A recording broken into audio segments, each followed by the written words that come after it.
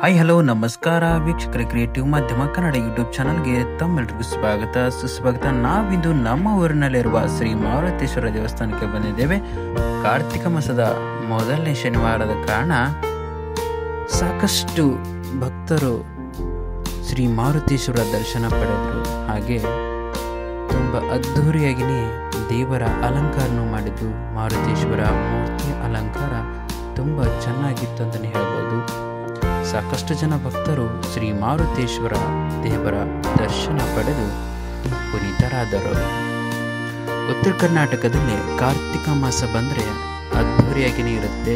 ಯಾಕಂದರೆ ಪ್ರತಿ ದಿನವೂ ಕಾರ್ತಿಕ ಮಾಸ ಮುಗಿಯವರೆಗೂ ದೇವರಿಗೆ ಕಾರ್ತಿಕ ಹಚ್ಚಿ ಹಾಗೆ ಪ್ರಸಾದವನ್ನು ನೀಡುವುದರ ಮೂಲಕ ಎಲ್ಲರೂ ಭಕ್ತಿಯಿಂದ ಮೆರೆಯುತ್ತಾರೆ.